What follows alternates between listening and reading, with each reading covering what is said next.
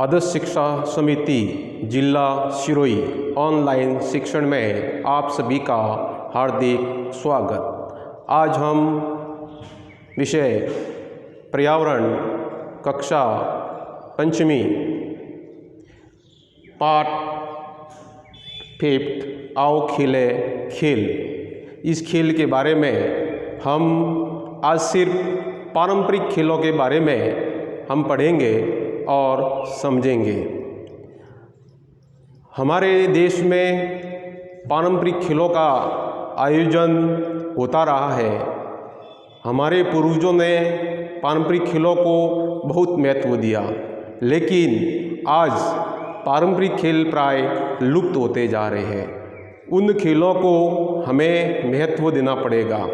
जब तक हम उन खेलों को महत्व नहीं देंगे तो वो जिंदा नहीं रह सकेंगे, प्राय लुप्त हो जाएंगे।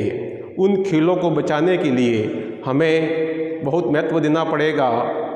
हमें आज उन खेलों के माध्यम से और हमारे छोटे छोटे भैयाओं को भी सिखाना पड़ेगा, बड़ों को भी बताना पड़ेगा, परिवार में समझाना पड़ेगा कि जो पारंपरिक खेल है उनको भी हम महत्व दें, हम खेलें। और उनको खेलने के लिए कहीं बाहर जाने की ज़रूरत नहीं होती है। वो खेल प्राय घरों में ही, मोहल्लों में भी खेले जाते हैं। इन पारंपरिक खेलों में हमारे राजस्थान में जो खेल खेले जाते हैं वो अलग अलग राज्यों में वही खेल खेले जाते हैं, लेकिन उनके नाम अलग अलग होते हैं। जैसे हमारा गिल्ली डंडा एक खेल होता है, वो राजस्थान में भी खेला जाता है, लेकिन दूसरे राज्यों में भी वही खेल खेला जाता है, लेकिन उसका नाम अलग होता है। हम जैसे मारदड़ी है, सितोलिया है, गिल्ली डंडा, छिपा छिपी, पकड़ा पकड़ी, शेर बकरी, ये खेल पारंपरिक खेलों की श्रेणी में आते हैं। और इन खेलों को खेलते हैं, लेकिन बहुत कम खेलते हैं, क्योंकि ये खेल बिना साधनों के और कम साधनों से भी खेले जाते हैं। इन खेलों के लिए धन की ज़रूरत नहीं होती है, बाजार से सामान लाने की ज़रूरत नहीं होती है। ये खेल प्राय शरीर के द्वारा ही खेले जाते हैं, मानसिक और शारीरिक दृष्टि से खेले जाते हैं।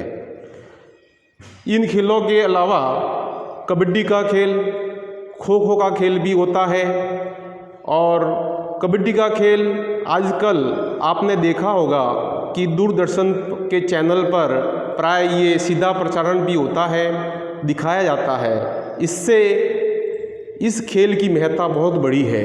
इस खेल में, कबड्डी के खेल में 7 खिलाड़ी एक पक्ष से और 7 खिलाड़ी दूसरे पक्ष खेलते हैं और बहुत ही अच्छा खेल होता है। इस खेल में शरीर का संपूर्ण विकास हो जाता है और दूरदर्शन के चैनल पर आने से इसकी महत्ता और भी बढ़ गई है, आपने भी देखा होगा। और इस खेल का बहुत सारे लोग लुत्फ़ भी उठाते हैं, बहुत आनंद लेते हैं। और त्यौहार विशेष पर खेलों का आयोजन होता है। जैसे मेवाड़ में मकर संक्रांति, जो पतंगबाजी करते हैं, वो भी मकर संक्रांति और सितोलिया, ये त्यौहार के उपलक्ष्य में, त्यौहार विशेष पर जो त्यौहार आते हैं उनके उपलक्ष्य में, उनके दिन ही इन खेलों का आयोजन होता है, जिससे इसकी महत्ता और भी बढ़ जाती है। ये सब पारंपरिक रूप से चले आ रहे खेल हैं, इसलिए आज भी लोग इनको मनाते हैं। और मेवाड़ में आज भी मकर संक्रांति के दिन और सितोलिया ये खेल करते हैं और खेलते हैं। उनको आज भी ये बचाए रखे हुए हैं और उनका आयोजन आज भी करते हैं। खेलों के साथ अब खेल हमारे शरीर के लिए क्या फ़ायदा है, क्या लाभ है? शरीर के लिए ये खेल बहुत ही अति आवश्यक होते हैं। इनसे हमें बहुत लाभ होता है। खेल हमारे जीवन के लिए अति आवश्यक है। खेल से समयबद्धता, धैर्य, अनुशासन और समूह में काम करने की लगन, इसका विकास होता है। कोई भी भैया, कोई भी बालक जब खेल खेलने के लिए घर से बाहर जाता है और समूह के साथ खेल खेलता है तो उसमें समूह में काम करने की एक जिज्ञासा बनती है, उसका विकास होता है, वह समूह में काम करना सीखता है, समूह में कैसे रहना वो वहीं से सीखता है। खेल में सेल्फ कॉन्फिडेंस बढ़ता है, आत्मविश्वास बढ़ता है। अब जो भी भैया खेलों में भाग लेता है, सभी भैयाओं को और सभी बहनों को खेलों में विशेष रूप से ध्यान देना चाहिए। हमारे आदर्श विद्या मंदिर में, अपने आदर्श विद्या मंदिर में एक साल में कितने ही खेलों का आयोजन होता है और उसमें बहुत सारे भैया बहन बहुत बढ़ चढ़ कर भाग लेते हैं। एक भी भैया ऐसा नहीं रहता कि वो खेल में भाग नहीं लेता है, बढ़ चढ़ कर भाग लेते हैं और अपना नाम लिखवाते हैं और खेलने के लिए वो बाहर भी जाते हैं। खेलों में पारंपरिक खेल बच्चों में लॉजिकल थिंकिंग यानी एकाग्रता के साथ साथ संपूर्ण शरीर का विकास होता है। इन पारंपरिक खेलों में महंगे खेल नहीं होते हैं, सबसे सस्ते खेल हमारे देश के स्वदेशी खेल, सबसे सस्ते खेल ये पारंपरिक खेल खेले जाते हैं। इनमें न कहीं धन लगाना है, न कोई कपड़े पहनने की ज़रूरत है। ये इन खेलों को दादा दादी, पापा मम्मी, आपके जो बड़े भाई हैं, बड़े छोटे, सब इसमें खेल सकते हैं। और हमारे पूर्वजों ने इन खेलों को इतना महत्व दिया कि आज भी ये जिंदा है और इनके बारे में आज हम पढ़ते हैं और आज हम समझ भी रहे हैं।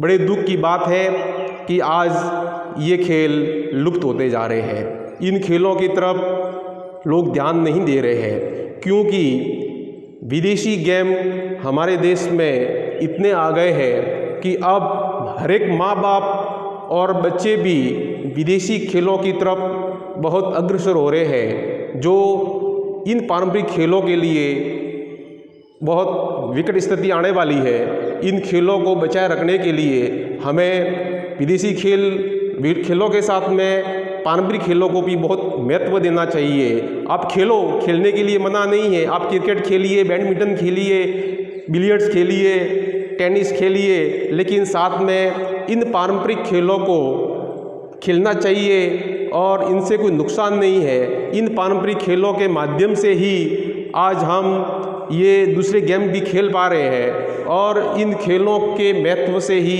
आज इतना विकास हुआ है। आज भारत देश में हम यदि बात करने जाए पारंपरिक खेलों की तो ये इतना आज देश से ओलंपिक खेलों के लिए भी हमारे यहाँ से खिलाड़ी जा रहे हैं। कबड्डी के लिए आपने देखा होगा ओलंपिक खेलों में अभी हॉकी में भी हमारा देश ने नेतृत्व किया है, उसमें भी अपना नाम आया है। तो जो खिलाड़ी आज जो निकले हैं वे पारंपरिक खेलों से ही आगे निकले हैं। पारंपरिक खेल ही हमारी प्रथम सीढ़ी थी, वो खेल खेल कर ही हम आगे के खेल खेले हैं और उसके बाद में ही कोई भी खिलाड़ी आगे, जैसे गिल्ली डंडा है तो क्रिकेट खेलने से पहले जिसने भी गिल्ली डंडा खेला है वो क्रिकेट आराम से खेल सकता है क्योंकि पहली छिड़ी उसकी गिल्ली डंडा है। गिल्ली डंडा के बाद में यदि उसका क्रिकेट के प्रति रुझान हुआ है और क्रिकेट खेल खेला है तो वो वहाँ पर सफल भी हुआ है। आज इन खेलों को बचाने की ज़रूरत है और हम सब मिलकर इसके लिए प्रयास करेंगे तो ये खेल बचेंगे और इनको जिंदा रखना है, इसलिए हमें इस तरफ ध्यान देना भी चाहिए। मैं भारत के प्रधानमंत्री माननीय नरेंद्र मोदी जी के द्वारा मन की बात में एक कविता कही गई थी, खेल के लिए कही गई थी कि एक छोटा भैया क्या कहना चाहता है उस कविता में। उस कविता के द्वारा मैं आज ये पाठ का जो प्रथम टॉपिक है वो पूर्ण करने जा रहा हूँ। ये दौलत भी ले लो, ये शोहरत भी ले लो, भले छीन लो मुझसे मेरी जवानी, मगर मुझको लौटा दो वो बचपन का वो सावन, वो कागज़ की कश्ती, वो बारिश का पानी। इस कविता के माध्यम से एक भैया कहना चाहता है कि मेरे से सब कुछ ले लो लेकिन मेरे बचपन का वो समय मत ले लो। मेरे बचपन का जो वो समय होता है, जो मैं खेल खेलता हूँ, वो कभी मेरे से छीनो मत। ये इस कविता का भावार्थ है। इसको ज़िंदा रखना है। इसको ज़िंदा रखने के लिए हम सबको मिलकर प्रयास करना पड़ेगा। इस पाठ में और इस वीडियो में आज मैं इतना ही पढ़ा पाऊँगा।